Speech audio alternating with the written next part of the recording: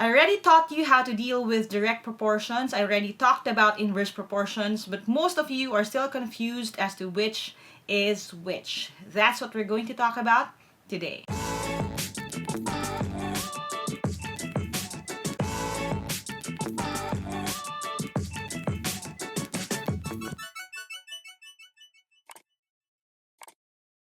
Hi there! Thank you for checking out my channel. Thank you for clicking on this video. If this is the first video that you're watching from my channel, I make educational and motivational content. So if you want to learn more, don't forget to hit subscribe and hit the bell icon para malaman ninyo as soon as a new video posts. I try to make at least one new video lesson every week. So if ayaw nyo yun ma-miss, don't forget to hit that bell. And ngayon, sabi ko nga, pag-uusapan natin kung ano yung difference ng direct at inverse proportion. I actually discussed this a little bit na dun sa video ko on inverse proportions, assuming na medyo madali naman siya makukuha. But with all of the messages that I get and all the comments I get requesting kung paano siya malalaman kung kailan mo gagamitin yung direct at kung kailan yung inverse, I figured I should do a deep dive into this. Kaya natin pag-uusapan yan ngayon. And in order for me to explain better, I'm going to switch over to my PC. I'll see you in a bit. Alright, so we're going to focus ngayon sa kung paano nyo ma-determine if a question requires you to use direct proportion or inverse proportion pagdating sa technique.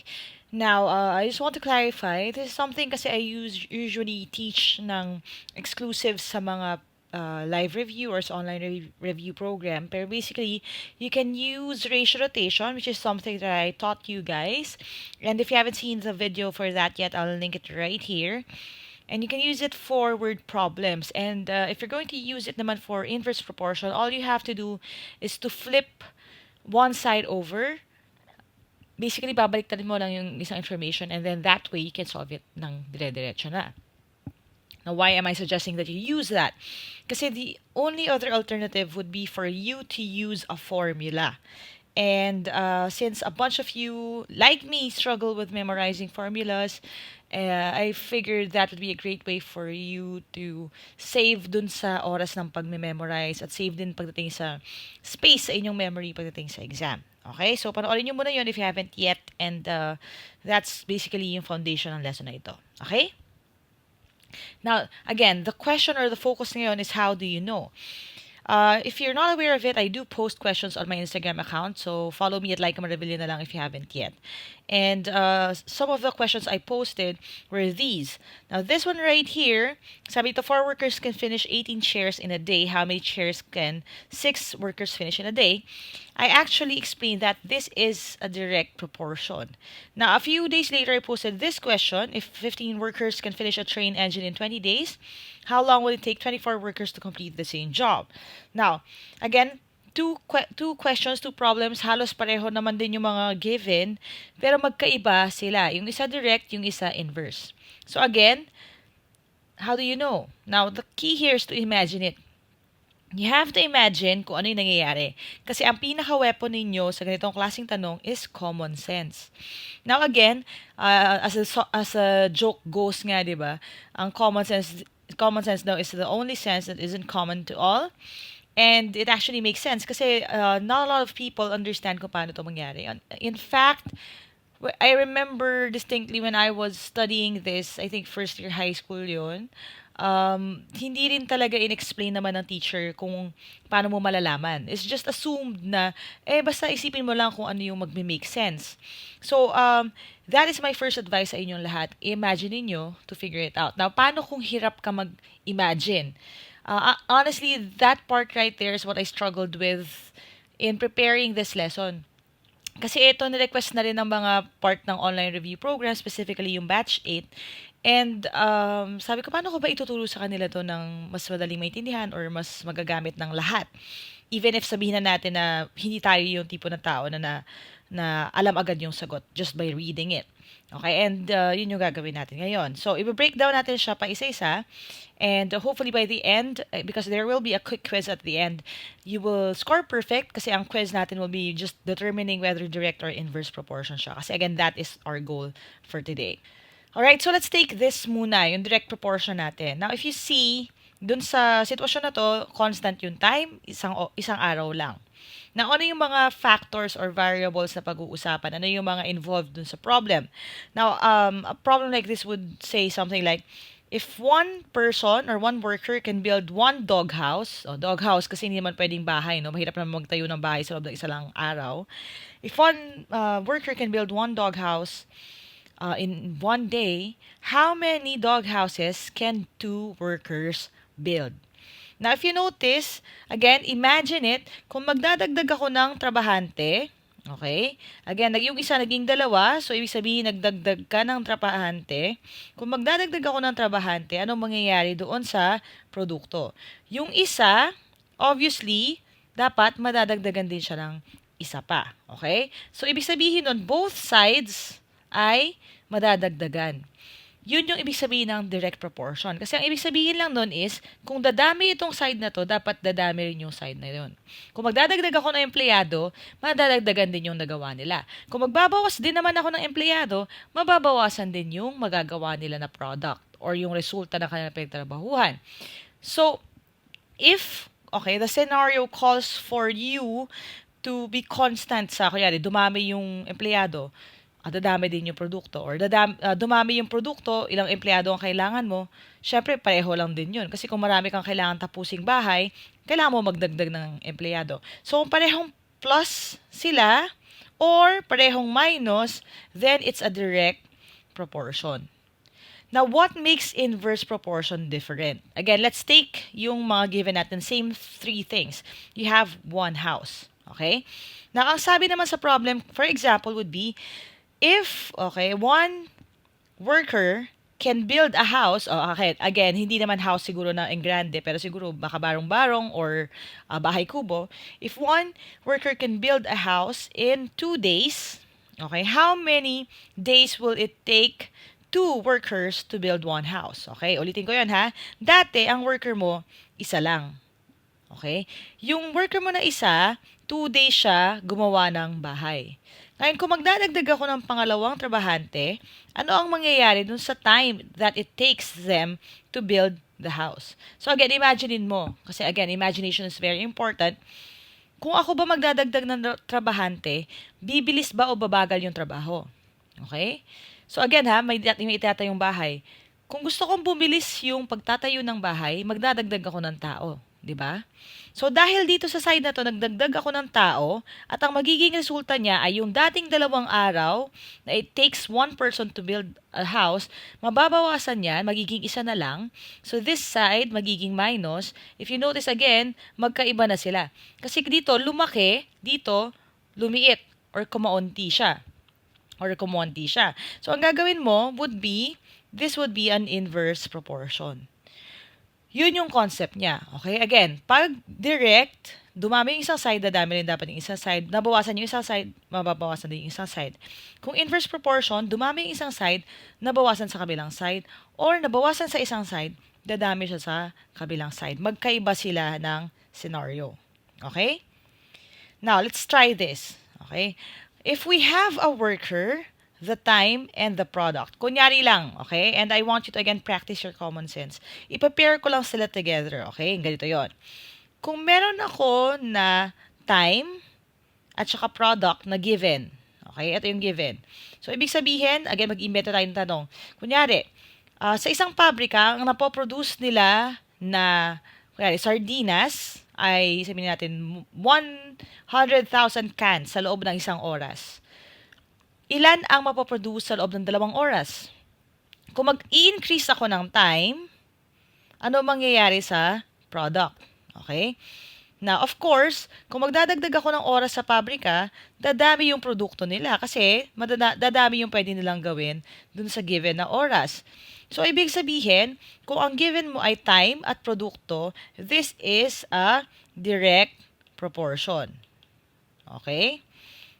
Now, paano naman kung ang ikakabit natin ay yung worker at saka yung time? Okay? Now again, using common sense, kung ako kunyari, nagdagdag ako ng trabahante. Okay? Kunyari, mayroong quota na 100,000 sardinas. Okay? At ginawa iyon ng 100 na katao. Okay? kung mag-hire ako, magdadagdag ako ng tao, magiging 200 yung tao ko, gaano katagal nilang matatapos yung 100,000 na sardinas? Now again, kung nagdagdag ako ng trabahante, yung time it takes them to complete or fulfill that order, syempre mababawasan. Bakit? Kasi mas marami silang magtutulong-tulong para maabot ko yung quota ko. So ano ibig sabihin nun? Kung worker tsaka time naman, yung iyong i-compare, this is now an inverse proportion. Okay? Now, dagdagan pa natin ang scenario. Paano naman kung ang ikakabit mo ay worker at saka product? Okay?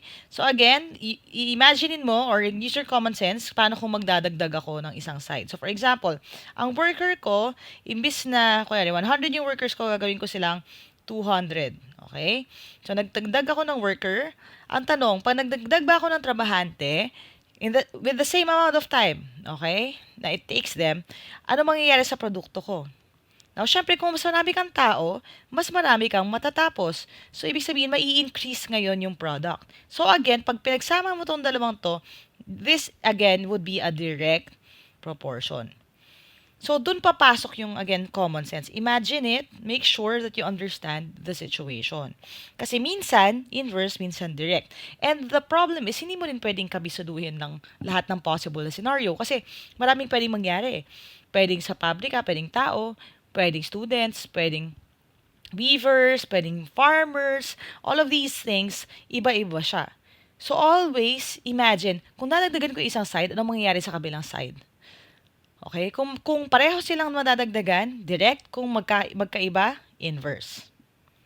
Now, let's take an actual problem with the same na mga given na information. Okay? Sabi dito, if 3 builders can build 15 dog houses in a day, how many could 5 builders make? Okay? So, ang meron ka daw dito, meron kang 3 builders, tapos right now they can build 15 dog houses in one day. Paano mangyayari kung 5 na yung iyong builders? Okay, so again, first things first, is it a direct or inverse proportion? So, ang gagawin lang natin, okay, would be to think muna. Okay? So, meron ka daw na nagsimula ka sa 3 builders. Okay? At yung 3 builders mo naging 5 builders. So, ibig sabihin, ito ay tumaas or nadagdagan. Alright? Now, ang question would be, ano mangyayari dun sa kanilang houses or dog houses na kanilang ginagawa? Now, kung ako ay nagdagdag ng trabahante, okay, ano kaya mangyayari sa dami ng produktong magagawa nila sa dog houses nila? Siyempre, kung nagdagdag ako ng trabahante, mas marami ang gagawa ng dog houses, mas marami silang matatapos. So, ibig sabihin, pataas din to. Okay? So, nagdagdag ka dito, magdadagdag din dito. So, this would be a direct proportion. Okay? That's the first thing that you need to do. Na kung direct proportion siya, itatapat mo lang yung information. So, sabi, kung 3 builders daw can build 15 dog houses, ibig sabihin yung 3, itatapat natin yung 15. Ito ngayon ang hinahanap. Yan ang magiging X natin. Okay? Now, again, using ratio notation para hindi na tayo gumamit ng formula, I'll just pick yung biggest side. So, 15 divided by 3 would be 5. Times 5, ang lalabas is 25. So, the answer is 25 dog houses ang mabibuild ng 5 katao. Okay? So, yan dahil yan ay direct proportion. Now, using the same factors, nakita ninyo yung information natin, still 3 builders, 15 days, 5 builders. So, the numbers are the same. Magkaiba lang yung mga factors or variables na binigay. Ang sabi dito kasi, 3 builders can build a house in 15 days. How long would it take 5 builders to do the same? So, kanina, builders at produkto. Ngayon, builders at oras na ang pinag-uusapan natin. Na anong gagawin natin? Again, analyze. Alamin mo na, is it direct or inverse proportion? So, again, nagsimula ka sa 3 builders, magiging 5 builders sila. So, ibig sabihin na dagdagan ka dito sa side na ito. Nag-increase ka or nag-add ka. Ngayon, ang next question would be, anong mangyayari sa days? Number of days na magtatrabaho sila. Okay, sa pagtatayo ng bahay. So again, ask the question. Kung yung 3 builders, okay, ay naka 15 days sila. Kung magdadaga ko ang trabahante, ang sagot, dapat ba mas mababa o mas mataas sa 15 days?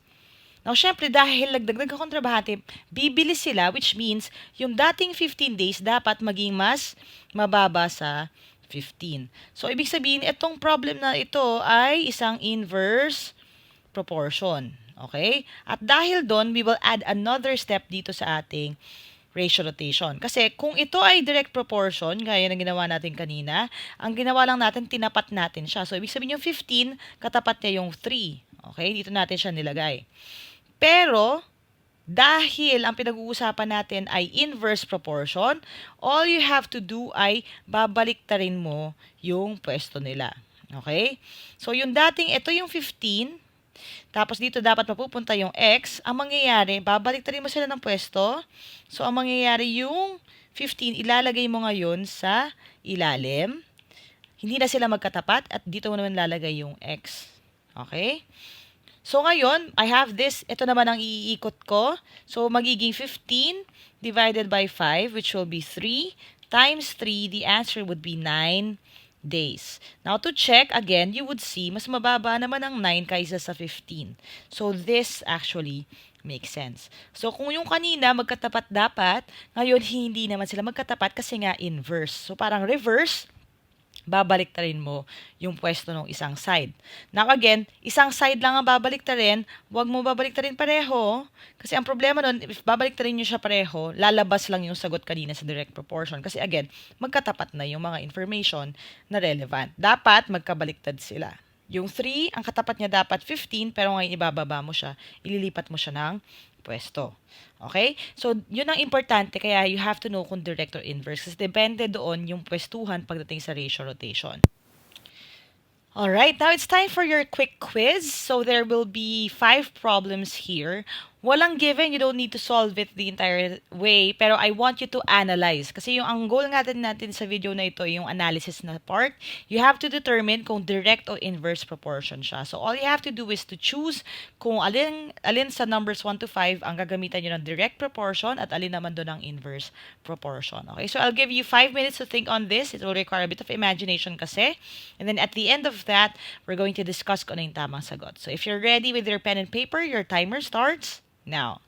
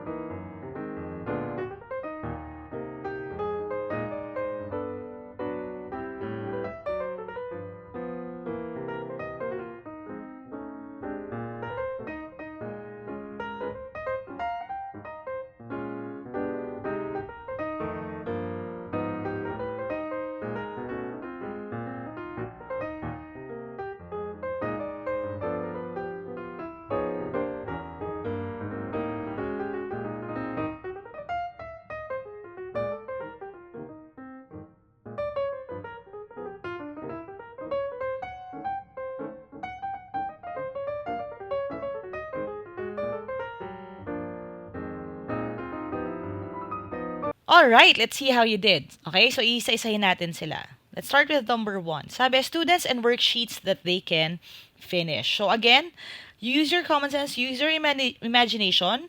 Kung ako ay may students at yung kino-compare ko ay yung worksheets that they can finish, kapag ako ba ay nagdagdag ng estudyante, ano mangyayari sa worksheets na kaya nilang tapusin?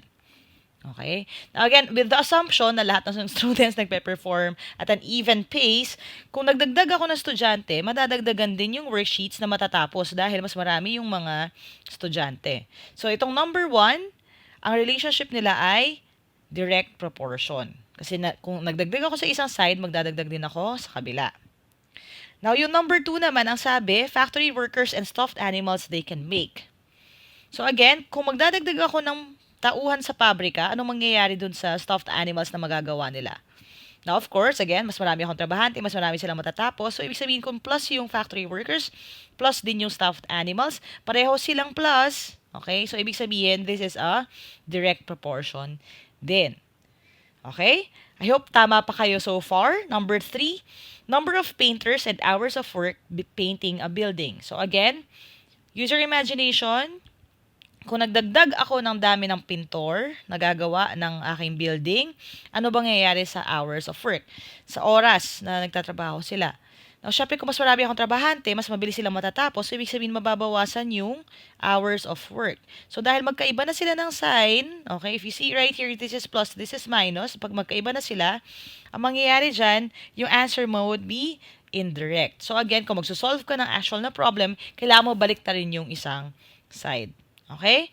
Now, number 4, time it takes students to finish cleaning their classroom and the number of students. So, again, time. Alright? Now, again, meron kang time, meron kang number of students.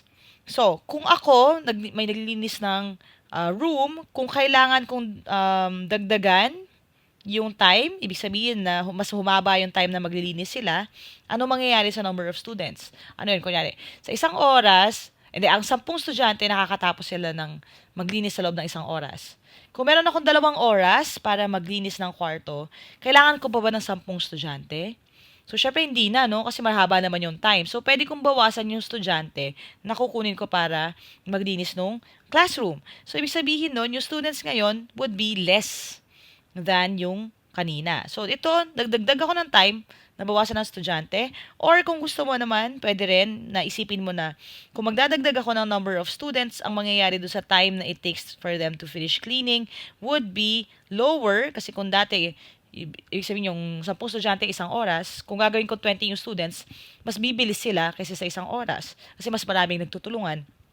Magkaiba ng sign, so dapat inverse.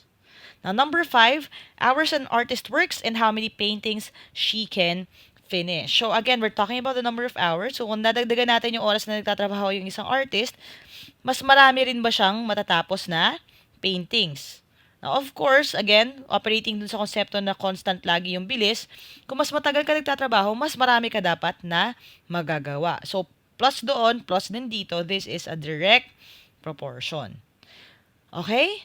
So, I hope you got all of those right. If you didn't, make sure to just keep practicing. Balikan nyo tong tanong na ito. And if you don't follow me yet on Instagram, follow me at Lyqa Maravilla. I will be posting quick questions on this topic that you can answer for free. And if I see na marami pa rin sa inyo nagsastruggle, I will keep adding more hanggang ma-master nyo siya in time for your next exam. So, follow me at Lyqa Maravilla on Instagram, okay? Alright, hope you learned something today. If you did, click thumbs up. Make sure that you share this video with your friends na kung mag-exam sila para mas marami tayong matulungan. And as always, if you want to reach out to me directly, find out yung mga information about the reviewers, review events, online review program, you can go and find me sa Facebook page, www.facebook.com/Team Lyqa. Alright? Thanks guys, as always, for watching. Don't forget to hit subscribe. If you haven't yet, i-hit nyo yung bell icon para ma-notify kayo pag magla-live ako or may mga paparating na mga bagong videos, okay? Never stop learning. Adja, kaya niyan. I'll see you in the next video and bye for now.